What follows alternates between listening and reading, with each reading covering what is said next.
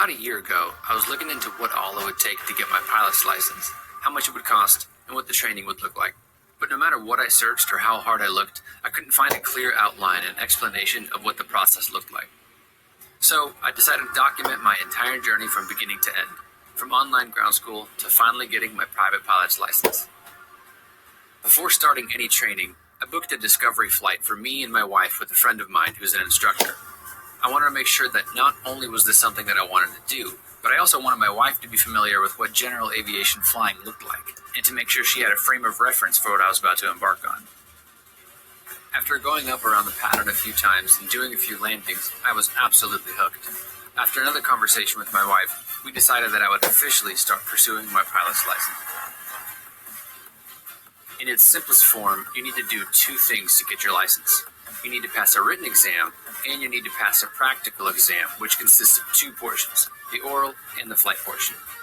I decided to go ahead and knock out my written portion before starting my flying to expedite the flight portion of my training. I started by signing up for Sporty's online ground school.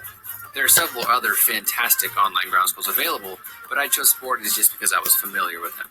Instead of doing ground school online, you could also get instruction from a CFI at your local flight school. Check that out. That's my endorsement, so I can actually go to a testing center and take my private pilot's license written tests. Nice. Alright guys, I'm on my way to the airport right now to take my private pilot's license written exam. So, wish me luck.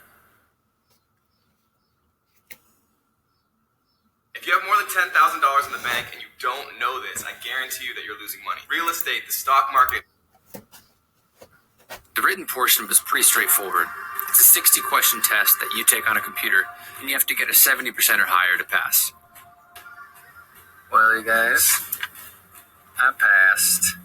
So I've officially taken the written portion, and passed it, so now I'm good to go. I can do all my instruction, and you don't need to pass the test in order to do instruction, but now that I've kind of gotten that out of the way, I feel like I'm a lot more well prepared for all the instruction that I'm going to be doing in the plane, and hopefully things will just go a little quicker, a little smoother. So, nice. So with the written portion of the certificate out of the way, I switched my focus to the flight requirements. There is a very specific list of different types of flying you need to do with your CFI, and how many hours of each you need. You need a total of 40 hours of flight time minimum. Once you reach 40, you can legally take your check ride, but it's totally up to your CFI whether or not you're ready, so you may end up flying more than that. Of those 40 hours, 20 of them need to be with your CFI giving you instruction. Those 20 hours need to include 3 hours of cross-country training, 3 hours of night flying, 3 hours by reference only to instruments, and 3 hours of check ride prep specifically. You also need to have at least 10 hours of solo flight time, of which 5 hours has to be cross-country. All of these requirements have some other sub-requirements, so take a look at the FAA regulations for those details. On the day of my first flight lesson, we practiced a bunch of maneuvers like slow flight, stalls, and steep turns. You'll keep practicing these maneuvers throughout most of your training because they make up the majority of your check ride. We also started practicing some landings. My instructor pretty much gave me full reign of the controls from the very first takeoff, although I'm sure he was adding in little inputs here and there, especially during landing. For the most part, all of your initial training is geared towards making sure that you have full control of the airplane so that you can finally go up by yourself for your first solo. Mine started out like any normal day. My CFI and I went up around the pattern a few times, then he told me to taxi back to the ramp. He got out, told me to go up and do the same thing again, 2 touch and goes and 1 full stop.